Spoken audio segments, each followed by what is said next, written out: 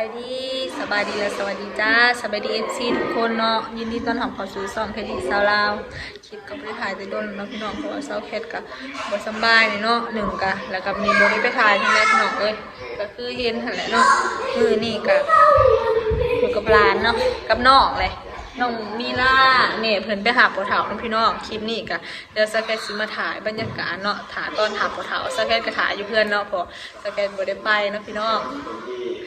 และเพิ่นกำลังเดินทางมาเนาะไปคือเพิ่นนั่งเครื่องบินมาอยู่เวียงเนาะมาหอลาวอยู่เวียงแล้วก็ลงมาปักเซ่แล้วก็ลูกหลานก็ไปหาปักเซ่เนาะนะบ่าวกับน้าสาวเนาะแล้วก็บ่าววิกก็ไปเนาะพี่น้องวันนี้สแกตน่ะบ่ได้ไปแล้วก็ทาลานอยู่เพื่อนเนาะเดี๋ยวเราจะไปถ่ายบรรยากาศกินข้าวแรงอยู่นะพี่น้องมาเนาะประมาณ1 ชั่วโมง 2 ชั่วโมงเลยมาจ้างเนาะนะพี่น้องตาขาวตัวนี้ก็ว่าถามเพิ่นว่าห่ออะไรเนาะรับเนาะบัวหน้ากันจังหวะมือหน้ากันนอนใช่ว่าน่ะคือบ่เห็นลงมาโชคค่ำแม่เข่ากูนอนมันยังเข่าหมดเขาไม่ได้บ่นกูนอนนี่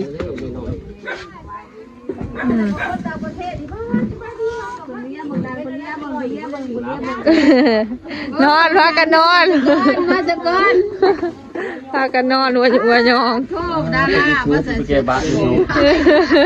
ตู้เก็บบ้านได้บ่ได้ต้องเก็บซะก่อนเด้อข้องอันข้องมาไล่ให้เนาะมีใหญ่เห็ดดอกไม้เอาไว้ถ่ายผู้ขึ้นข้างในผู้หัวบันไดเขาไอ้บ่มีล่าข่อยกินล่าอีกบ่มันน่าเก่งน่านางโมนานอนโมนาคือได้กีบขากแท้นะ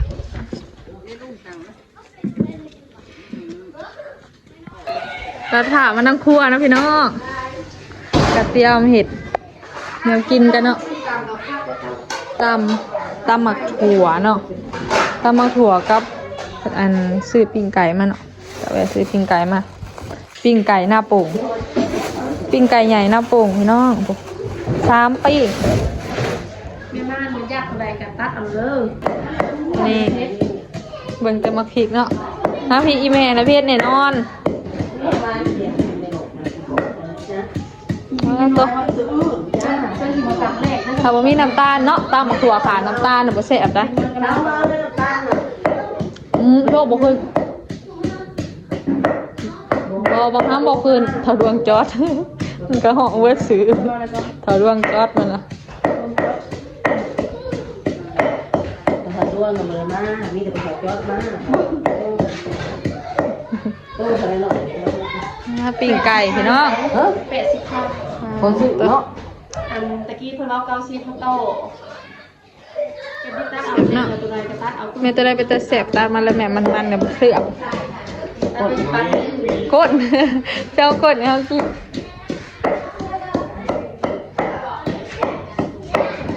เป็นอะไรบ่าวิกเหนื่อยลายจะมาได้อดนักอดเบาบุกกะบริวารสุดทางแบบนี้บ่าวิกนะลืมอ่านไปแล้วจ้ะคิดว่าอย่างนั้นเนาะตัวปิ้งไก่นะ2 ปีเลยนะพี่น้อง3 ปีเป็นสื่อมาผัก2 ปีท่านี้ตั้งหมักถั่วเนาะคนตั้มนี่ก็บ่คือเนาะแต่ก็แตกโตคือคนตั้มเลยเนาะเป็นเย่แบบมาเยี่ยมยามนะตัวเนาะเบื่อไปแล้วแต่โตงามมันก็ยิ้มเซ้ยบอกเดี๋ยวมีหลานอยู่น้ำแม่เด้อเอื่อยน้ำเป็นเด้อไก่ใหญ่ปิ้งไก่ใหญ่นับปุ่งเหล่าข้าวเมืองคงลำบุงสารพันตามมันเลย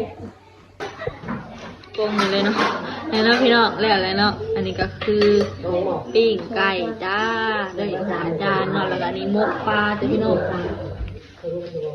เช้าตามหมักถั่วมีจ้ะเบาะเนี่ยเนาะเนี่ยบ่มีตีนบ่แม่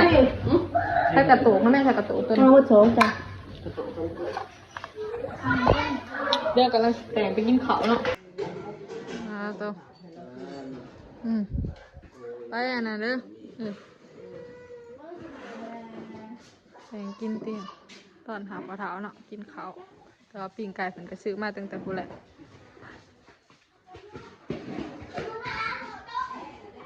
นี่เด้อเนาะ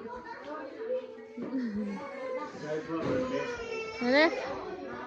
เอามาเด้อมาเด้อมาเด้อบ่าวแขกบ่ละพ่อมากินข้าวเอามาเด้อ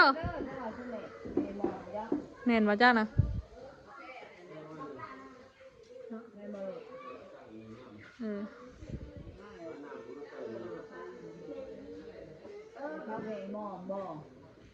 เดล่าก็แม่บ่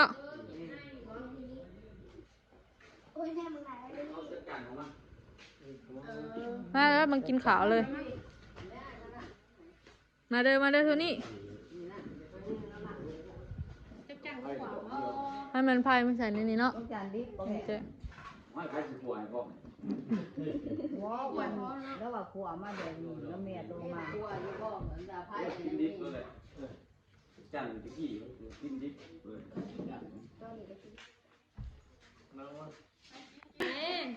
่ใช่มากินข้าวแล้วไหมแม่เลย กินแล้วนี่นั่งก็ได้สิกินยังไงนั่งกินแล้วค่ะ แล้วกับแก้วผ้าเนาะเชฟฟักกระดูกห้ำบ่อยากเลยก็บ่กิน ก็ได้ไปแก้บ้าเนาะก่อน ว่าลูก กินอะไรซะไป เมาหัว อันน้ำห้ามตัวนี้ต้องตัวนี่พี่แล้วนี่เอาจานหนึ่งก็ได้บ่นี่เจ๊แม่เนยละครับครูคนนี้ละห้ามมาวันที่พักด้วยวันที่พัก กินเลยเนาะกระดูกแล้วบ้างกระดูก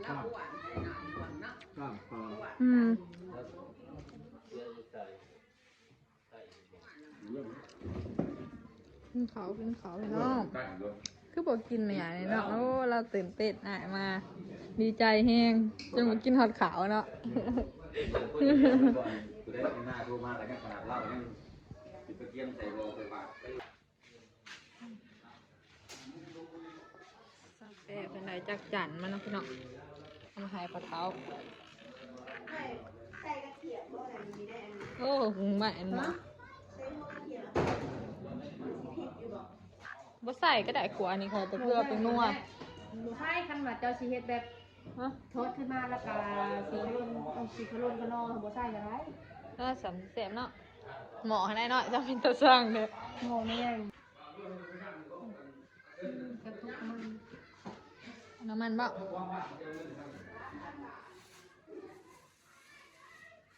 นอนไม่ยังหรือให้นักบาลบ่มันอะไรมันวิ่งเด้อ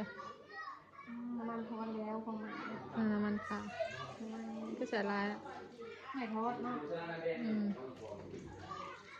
ทอดแล้วก็เอาเป็นตุ่มเลยโอ้ดูขาประจำนมเหนียว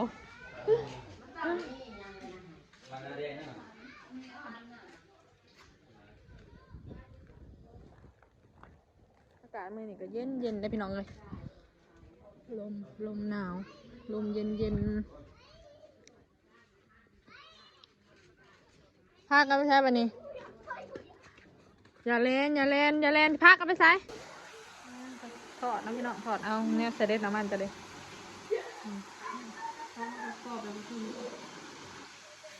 ใส่เงินเพิ่งนั่นทัวร์อยู่ว่าเมากับหัวจะเดี๋ยวโค้งสีโอ้ยโค้งละสีร่างขาเกินเลยยากจะเกะที่ใหญ่ใช่มิล่าอยู่กับไพ่นะมิล่าอยู่กับคนงามแกมองคนงามปะ